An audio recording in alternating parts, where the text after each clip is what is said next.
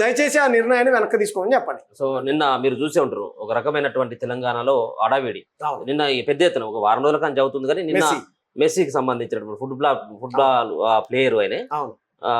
ఇప్పుడు ఆయనతో పాటు రేవంత్ రెడ్డి ఆడిండు ఆట, రేవంత్ రెడ్డి మనవడు కూడా ఆడిండు.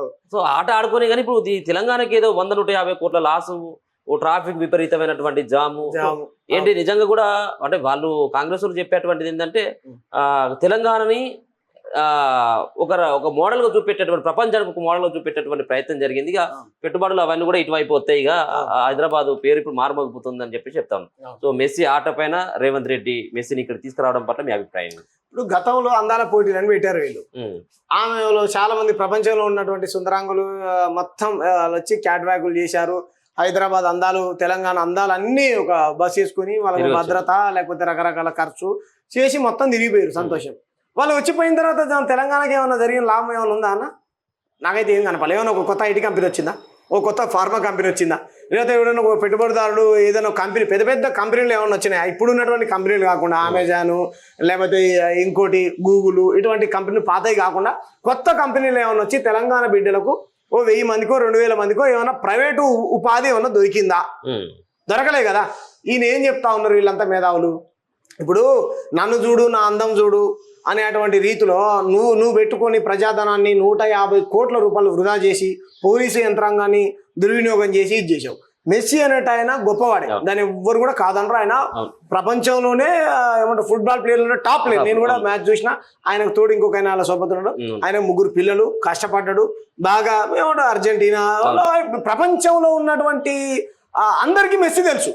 సరే క్రికెట్ తక్కువ ఆడినప్పటికీ మన దేశం మీద మన దేశంలో ఉన్నటువంటి ప్రజలు ఎక్కువ క్రికెట్ మీద ప్రపంచంలో ఉన్నటువంటి అన్ని దేశాలలో ఉన్నటువంటి ప్రజలందరికీ మాక్సిమం 99% ఈ నేల మీద ఎంతమంది అయితే మనుషులు అంతమందికి మెస్సీ తెలుసు.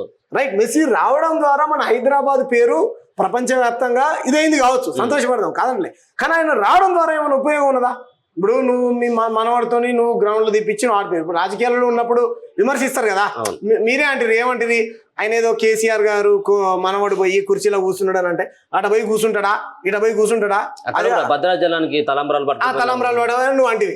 మరి ఇప్పుడు నువ్వు నీ మనవాడు ఏ అధికారం అని చెప్పేసి నువ్వు గ్రౌండ్ లో పిలిపించుకొని ప్రజాధనాన్ని దుర్వినియోగం చేసి నువ్వు ఆడుకున్నావు, మెస్సీ ఆడుకున్నావు, వాళ్ళు ఆడుకున్నారు చెప్పండి రేవంత్ రెడ్డి గారు. నీకు ప్రజలు అడుగుతారు కదా, మరి క్వశ్చన్ చేస్తారు కదా.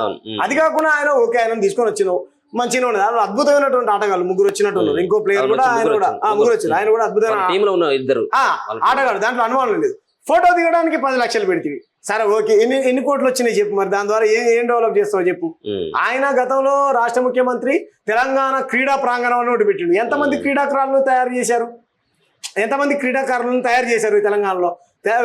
ఎవరైనా మా పివి సింధు పేరు సరే, ఆమె కూడా ఆంధ్ర అయినప్పటికీ కూడా తెలుగు గర్వపడతాం. ఆమె తప్ప ఈ తెలంగాణలో 4 కోట్ల మంది ప్రజలు ఉంటే దాంట్లో ఎంతమంది ఆటలు ఆడుతుర్రు, ఎంతమంది వాకింగ్ చేస్తుర్రు, ఎంతమంది రన్నింగ్ చేస్తుర్రు, ఎంతమంది క్రికెట్ ఆడుతుర్రు. ఆయన రెడ్డి ఉన్నాడు కదా, తిలక్ వర్మ అనే ఒక వ్యక్తి తప్ప మిగతా వాళ్ళని ఎవరిని మీ ప్రభుత్వమే కానీ మీరే కానీ కోచ్లను ఎవరైనా ఆటకు సంబంధించినటువంటి కోచ్లను ప్రొవైడ్ చేయడం కానీ, స్కూళ్ళల్లో పీటీలను ప్రొవైడ్ చేయడం కానీ, లేకపోతే ఆటలకు సంబంధించినటువంటి ఆరోగ్యమైన ఏ ఫుడ్ తింటే మనిషి ఎంత బలంగా ఉంటాడు, ఇటువంటి ఏమైనా ఉన్నాయా? ఆరోగ్య భద్రత ఈ స్కూళ్ళలో ఏం లేవు. కాబట్టి మేమేమంటున్నాం అంటే ఆయన ఏదో క్రీడా ప్రాంగణాలను పెట్టి ఆయన లక్షల కోట్ల రూపాయలను ప్రజాధనాన్ని వృధా చేశాడు. పోక్లైన్ వస్తుంది, తోడుతుంది, బోర్డు పెట్టడం. చిన్న బోర్డుకు 10,000 రూపాయల బోర్డుకు 10 లక్షల రూపాయల బిల్లు వేసి డబ్బులని మింగిరు. ఇప్పుడు మీరు కూడా ఏం చెప్పదలుచుకున్నారు? తెలంగాణ పేరు ప్రతిష్టల్ని ప్రపంచవ్యాప్తంగా చాటుతాం, అందరికి సంతోషం కాదంటలే. కానీ ఆయన ద్వారా ఒరిగిందే ఉన్నది. ఆయన ఆటగాడే అందరూ అభిమానిస్తారు. మీరు చెప్పపోయినా మెస్సీ అందరికి తెలుసు. నువ్వు ఉప్పలకు రాకముందే అందరికీ తెలుసు మెస్సీ. సరే ఆయన రావడం ద్వారా మనకు జరిగిన లాభం ఏముందని చెప్పిన ప్రజాధనాన్ని వృధా చేయడం తప్ప. అది కాకుండా 10 లక్షలు సెల్ఫీ గిల్ఫీ అని పెట్టి ప్రజల నుంచి తీవ్రమైనటువంటి వ్యతిరేకత ఎదుర్కొన్నారు. దానివల్ల ఆయనకు మైలేజ్ రాలేదంటారు రేవంత్ రెడ్డికి. ఏమొచ్చింది బ్రదర్? ఉపాధి ఏమన్నా కలిగింది ఎవరికైనా తెలంగాణ బిడ్డలకు? ఏమైనా ఉపాధి కలిగిందా? చాలా మంది క్రీడాకారులు అంతా కూడా అయ్యో గొప్ప వ్యక్తిని తీసుకొచ్చినటువంటి రేవంత్ రెడ్డి పొగిడేటువంటి వాళ్ళు కూడా ఉంటారు కదా. మీరేం చేయాలి? నిజంగా చెప్పండి. క్రీడాకారులను మీ ప్రభుత్వం ప్రోత్సహించదలుచుకుంటే కనుక ఎంత ఖర్చు పెడతారు చెప్పండి ఆటల మీద? మీ ప్రభుత్వం ఎంత కేటాయిస్తుంది చెప్పండి? ఖోఖో మీద ఎంత కేటాయిస్తుంది, కబడ్డీ మీద ఎంత కేటాయిస్తుంది, క్రికెట్ మీద ఎంత కేటాయిస్తుంది, వాలీబాల్ మీద ఎంత కేటాయిస్తుంది, ఫుట్బాల్ మీద ఎంత కేటాయిస్తుంది? వాళ్ళ కోచ్లు ఉన్నారా, ఇక్కడ ఉన్నటువంటి బిడ్డల్ని మీరు ఎంకరేజ్ చేస్తా ఉన్నారా, పొద్దున్న బ్రీఫ్ చేస్తా ఉన్నారా వీటిపైన, walking, running, long jump, high jump, ఇటువంటి వాటి మేము హాస్టల్లో ఉన్నప్పుడు ఆడుకునే వాళ్ళం. మాకు అద్భుతమైనటువంటి ఇది. ఇప్పుడు లేదు, అంతా దుర్వినియోగం చేశారు. అసలు ప్రైవేట్ స్కూళ్ళలో పోతే వాడికి గ్రౌండే ఉండదు. వాడు ఏడాడిపిస్తుండు ప్రైవేట్ స్కూళ్ళలో, ప్రైవేట్ కాలేజీలలో. షెట్లు పెడితే గ్రౌండ్ ఉండదు, షెట్లు ఉండవు, కిటికీలు ఉండవు, గాలి లోపలికి రాదు, ఆ లోపల ఉన్న గాలి బయటికి పోదు. ఇటువంటి వ్యవస్థ మన విద్యా విధానంలో ఉంటే పిల్లలు అక్కడి నుంచే కదా పుట్టుకొని వచ్చేది. ఆటగాళ్ళైనా పాటగాళ్ళైనా ఎవరైనా సరే అక్కడి నుంచే కదా పుట్టుకొని వచ్చేది. మరి చెప్పండి, వీటిపైన చర్యలు తీసుకోండి కదా. చర్యలు తీసుకొని ప్రైవేట్ విద్యా సంస్థలు ఎవరైనా పెడితే ఒక 4-5 ఎకరాల జాగా ఉండాలి, బయట విశాలమైనటువంటి ప్రాంగణం ఉండాలి, దాంట్లో అన్ని ఆటలు ఆడుకునేటువంటి విధంగా పిల్లలకు మంచి సౌకర్యాలు ఉండాలి, ఒక ఫస్ట్ ఎయిడ్ కిట్ ఉండాలి, ఒక కోచ్ ఉండాలి. ఇట్లా కాదు అట్లానే వాడు పోటీదారుడు కూడా ఉండాలి, ఆడేట్టు ఉండాలి. అప్పుడు ఏమైనా మనోడు ప్రపంచంతోనో ఇంకో దాంతోనో పోటీ పడగలుగుతాడు. మీరు అయ్యేం చేయకుండా కేవలం మీ మనవడు మీరు అనుకోవడానికి, మీ మంత్రులు ఫోటోలు దిగడానికి కాదు కదా ఆయన పిలుచుకున్నది. తెలంగాణ ప్రజల ధనాన్ని వృధా చేస్తే ప్రజల నుంచి తీవ్రమైనటువంటి వ్యతిరేకత ఎదుర్కొంటారు. దానికంటే ముందు ఈ పెద్ద అన్ని చాలా సమస్యలు ఉన్నాయి. రాహుల్ గాంధీ ఎంత గొప్ప చూడండి, ఈయన ఆడుతుండంటే ఆయన వచ్చిండు, కానీ అశోక్ నగర్ లో నిరుద్యోగులకు హామీలు ఇచ్చిపోయిండు. మరి ఒక్కసారి స్పెషల్ పాయింట్ వేసుకుని రావాలి కదా రాహుల్ గాంధీ. రాలే. రైతులందరూ ఒడ్లేండ పోసి కళ్ళ పోతాం రోడ్ల మీద.